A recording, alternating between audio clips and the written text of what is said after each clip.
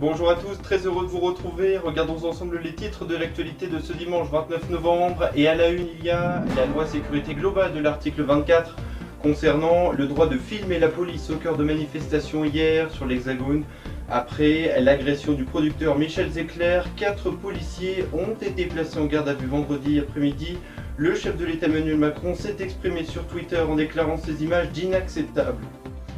La première étape d'assouplissement du confinement en vigueur depuis hier avec la réouverture de certains commerces et le renforcement du protocole sanitaire à quelques semaines des fêtes de fin d'année. En tout cas, certaines entreprises se sentent lésées. Nous retrouverons Davian Mahé en duplex de Nantes qui était à la rencontre de commerçants. Enfin, nous reviendrons sur la carrière d'un prodige du football argentin et ce à plus d'un titre. Après le décès de Diego Maradona, l'annonce de sa disparition elle a suscité l'onde de choc auprès de ses supporters.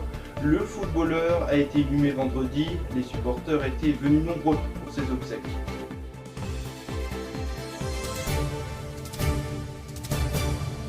Une loi visant à interdire le droit de filmer la police. Cette loi, sécurité globale de l'article 24, intervient après que le producteur de musique Michel Zecler ait été victime de violences policières, filmé le 21 novembre dernier pour motif de défaut du port du masque. Mais cet article 24, censé renforcer les pouvoirs de la police municipale, est au cœur de polémiques créant des tensions après de nombreuses manifestations hier en France, notamment à Paris où les casseurs ont pris place. Des milliers de personnes se sont également réunies pour manifester à Nantes et à Marseille. Récit des faits avec Rodrigue Bedin. C'est une vidéo choc, filmée par des caméras de surveillance qui a été révélée ce jeudi par le média Loopsider. On y voit au moins pendant 5 longues minutes un homme se faire taper par des policiers. La scène se déroule samedi dernier dans le 17e arrondissement de Paris. Mais que s'est-il passé ce soir-là ? Ce 21 novembre, aux alentours de 19h30, Michel Zecler, producteur de musique, est aperçu par la police dans la rue sans masque. Il décide de le contrôler. L'homme rentre alors dans son studio de musique dans lequel il se trouve. Les policiers diront s'être fait entraîner dans le bâtiment par l'individu, mais lui déclarent s'être fait tirer par les forces de l'ordre. Ils ne m'ont rien signifié, ils le savent, ils sont arrivés derrière moi. Franchement, ça va tellement vite, je me demande même si c'est des vrais policiers à ce moment-là. On m'a dit sale nègre plusieurs fois en me regardant dans les yeux et en me mettant des coups de poing. Je me dis, c'est mon dernier jour peut-être aujourd'hui. À cause de ses blessures, Michel Zecler a eu 6 jours d'interruption de travail. En effet, l'homme a été frappé par des coups de poing et de pied pendant plusieurs minutes. Grâce aux caméras de surveillance de son studio, il a été mis hors de cause après quelques heures de garde à vue.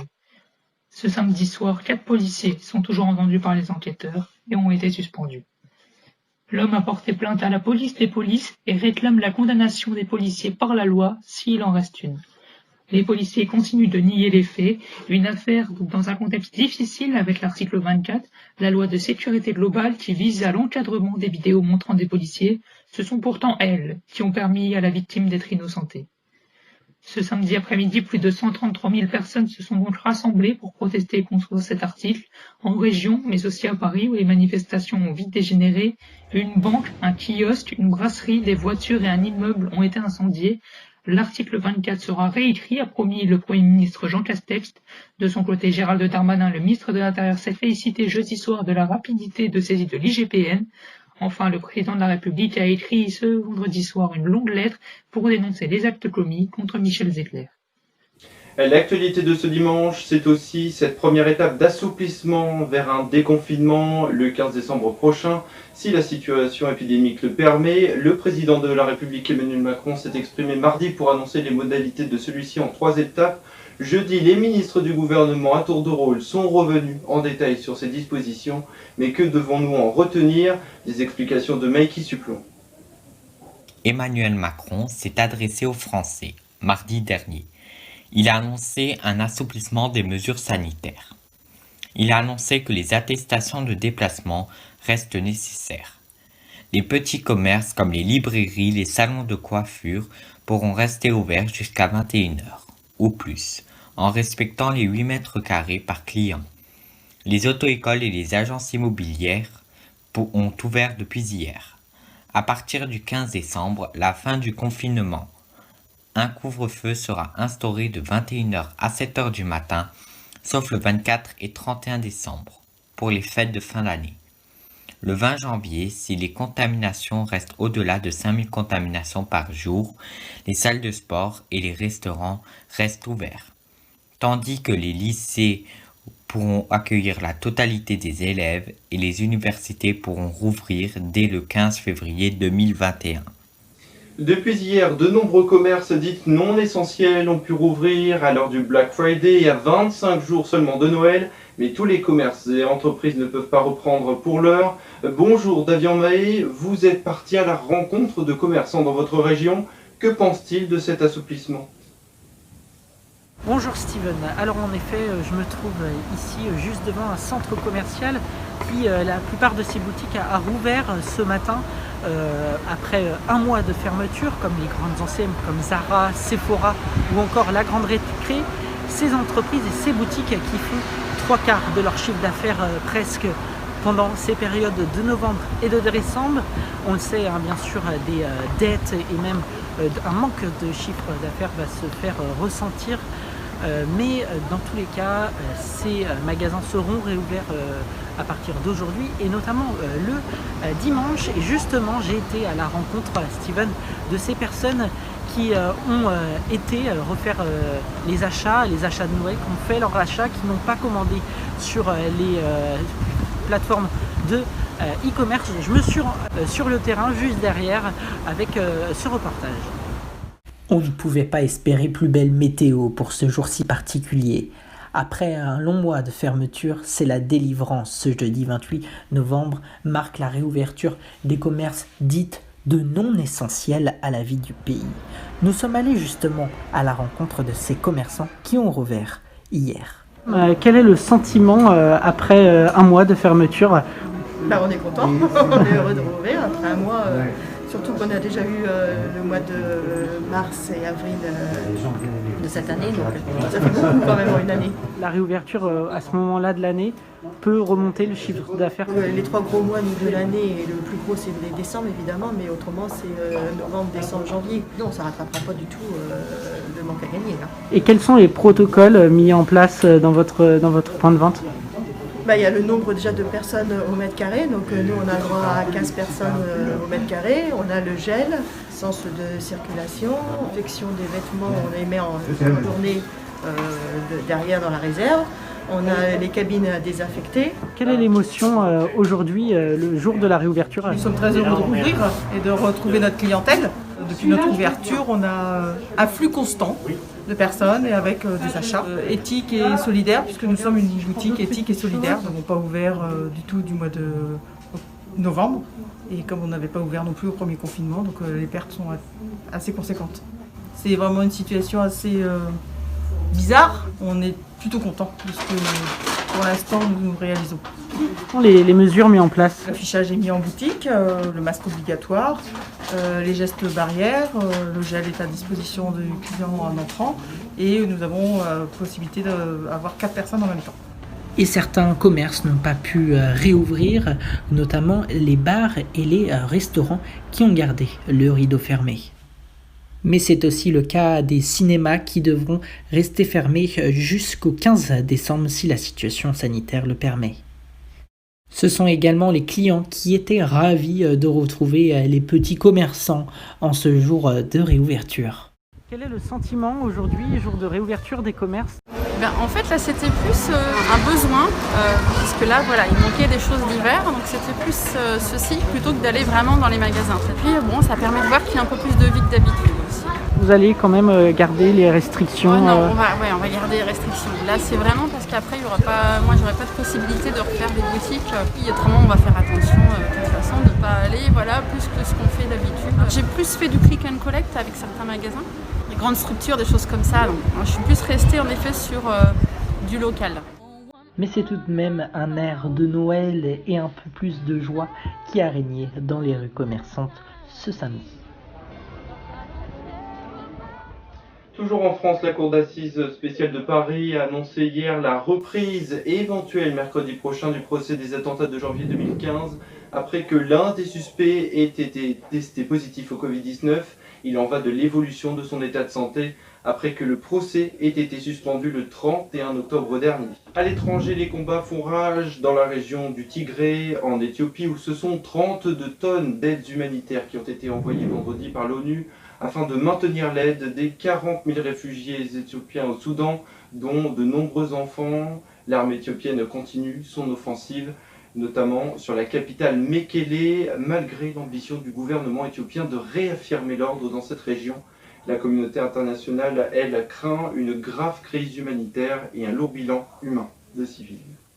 Des funérailles rapides, une enquête a donc été ouverte 4 jours après la disparition d'une légende du football argentin, et ce à plus d'un titre, Diego Maradona, décédé à l'âge de seulement 60 ans des suites de problèmes pulmonaires et cardiaques. C'est donc le monde du foot qui est endeuillé. Une foule immense de supporters était présent lors de ses obsèques. Autour un instant sur la carrière de ce prodige argentin, avec ce reportage signé Émilie Dubac et Rodrigue Bedin. Ce mercredi 25 novembre, le célèbre footballeur Diego Armando Maradona est décédé d'une crise cardiaque à l'âge de 60 ans. Il se trouvait en Argentine où il est né le 30 octobre 1920. Il a su se faire une place dans l'histoire du football. Au milieu de ses 3 frères, le jeune Diego Maradona rêve d'être footballeur et de remporter la Coupe du Monde. Il connaîtra les victoires, mais aussi les chutes, jusqu'à atteindre ses rêves d'enfant. Ce petit garçon qui grandit dans un milieu modeste sera surnommé le gamin d'or, car sa carrière sportive prometteuse commence très jeune. En 1977, alors âgé de 16 ans, il devient le plus jeune joueur professionnel de l'histoire du football en intégrant l'équipe du 11 argentin. En 1986, il remporte la Coupe du Monde aux côtés de l'équipe nationale argentine. De nombreux clubs ont dépensé des fortunes pour le voir intégrer leur équipe. Il est passé par le club d'Argentinos Juniors, le FC Barcelone, puis le club de Naples ou encore le FC Séville. En 1987 et 1990, il gagne avec le club de Naples le titre de champion d'Italie. Le club italien a aussi remporté la Coupe d'Italie ou encore la Coupe de l'UEFA pendant les 7 ans où Diego Maradona faisait partie des joueurs de l'équipe. Cette période marque les meilleures années sportives de Maradona, mais aussi de la ville de Naples, puisque le joueur permet au club de devenir l'un des plus grands clubs d'Europe. Après ces belles victoires, la carrière du gamin d'or chute. En 1991, il reçoit une suspension de 15 mois après avoir été contrôlé positif à la cocaïne. Diego Maradona finit par mettre un terme à sa carrière de joueur en 1997. Par la suite, il a eu de nombreux problèmes de santé à cause de sa consommation de drogue et d'alcool. Il avait d'ailleurs échappé à la mort en 2004 après une première crise cardiaque. Par la suite, il avait suivi une cure de désintoxication avant de rechuter en 2007. Le football a enfin réintégré la vie de Diego Maradona en 2008, puisqu'il devient sélectionneur de l'équipe nationale d'Argentine, même s'il détient ce poste seulement quelques années. Il deviendra ensuite entraîneur et président de différents clubs dans le monde. Sa carrière dans le football se sera terminée près du club de Gimnasia La Plata, puisqu'il y était entraîneur depuis 2019. Finalement, Diego Maradona est l'un des footballeurs les plus admirés. Il a inscrit de nombreux buts tout au long de sa carrière, notamment l'emblématique but en quart de finale contre les Anglais lors de la Coupe du Monde en 1986. Il a aussi été au centre de polémiques suite à des gestes qui lui ont valu des expulsions, comme ce coup de pied fait au Brésilien Batista pendant la Coupe du Monde de 1982. Sa vie personnelle aussi a fait scandale lorsqu'un fils illégitime ou encore ses liens avec une mafia napolitaine ont été découverts. Une touche de douceur et de bonheur à présent. À seulement 25 petits jours de Noël, certains ont commencé à décorer, et dans la capitale de Noël, le coup d'envoi a été lancé à Strasbourg, qui s'est emparé, vous le voyez, des couleurs et de la magie de Noël, où les illuminations ont pu être lancées. Côté ciel, le temps lui ne rappelle pas l'esprit de Noël. Regardez vos prévisions météo de Pierre-Emmanuel Alter, qui prévoit cet après-midi du grand soleil sur tout le territoire avec un léger voile nuageux de Caen à Gap, dans les Pyrénées-Atlantiques, après la fin de cet épisode méditerranéen, cette nuit au sud du Languedoc-Roussillon et de la Corse, ayant produit ça et là de forts cumuls par endroits, sans grands dégâts. Fort heureusement, les températures seront de saison, mais varieront de 5 degrés pour le minimum à Valence, 9 degrés à Tours et à Privas, 13 degrés à Rodez, 16 à Bastia et jusque 17 degrés à Toulon. Vos prévisions, lundi, le temps lui sera variable avec un temps pluvieux dans l'extrême nord et dans le quart sud-ouest. Ailleurs, le temps restera lui plus agréable. Mardi, le temps continuera de se dégrader avec une écharpe pluvieuse et de la pluie des Pyrénées-Atlantiques au Massif central. À noter, de la neige apparaîtra sur les sommets des massifs de l'Est. Mercredi, le temps sera majoritairement nuageux avec des éclaircies à noter des Landes aux Ardennes à l'arrière de ce temps maussade sur les côtes de la Manche. C'est la fin de ce journal. Mercredi, à l'occasion de la lutte internationale contre le sida, vous pourrez retrouver notre clip spécial. Samedi, vous retrouverez Romain sur les magnifiques terres irlandaises. Pour l'information, on se retrouve, je l'espère, dans 15 jours. D'ici là, portez-vous bien. Bel après-midi à tous. Ciao.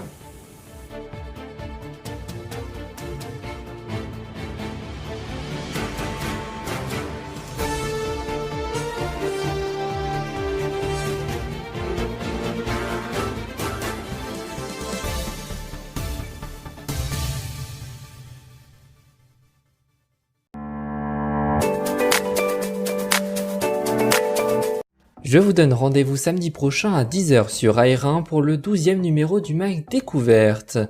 Alors que nous sommes actuellement confinés, Stephen Combe nous proposera de nous évader et de partir à la découverte de l'Irlande dans un reportage inédit. Puis Mathis Armand nous expliquera en quoi les lingettes désinfectantes sont nocives pour l'environnement. À samedi prochain, 10h sur AR1.